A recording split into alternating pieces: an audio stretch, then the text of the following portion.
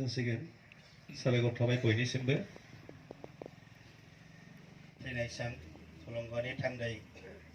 महेश मुसाहारिनि माहारियारि आफाद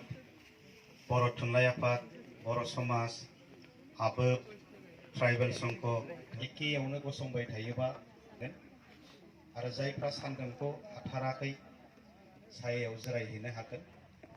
10 मिनिटसो बाथ्रा बुंनानै आंनि हाबाफारिखौ बोसोर जाफैबाय बे 22 बोसोरसिमाव गमामायैनो बिथांनि बे थैनाय साना जोंखौ थुलुंगा होफैबाय थादों बोसोराव खेबसे बिथांनि गोथै हाखराव गोसोनि फारागफोरखौ दोनथ'लायनानै ज' जानायनि खाबु मोनदों बिथांनि थैनायखौ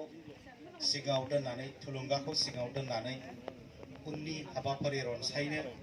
जों खाबु मोनदों थैनाय सान थुलुंगानि थान्दै महेश मुसाहारिनि माहारियारि आफाद बर' थुनलाइ आफाद बर' समाज आबोब ट्राइबेल संघआवनो गसंबाय थायोबा आरो जायफ्रा सान्दुंखौ हाथाराखै सायायाव जिरायहैनो हागोन 10 मिनिटसो बाथ्रा बुंनानै आंनि हाबाफारिखौ बोसोर जाफैबाय बे 22 बोसोरसिमाव गमामायैनो बिथांनि बे थैनाय साना जोंखौ थुलुंगा होफैबाय थादों बोसोराव खेबसे बिथांनि गोथै हाखराव गोसोनि फारागफोरखौ दोनथ'लायनानै ज' जानायनि खाबु मोनदों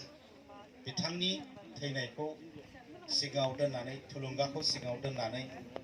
उननि हाबाफारि रनसायनो जों खाबु मोनदों आरो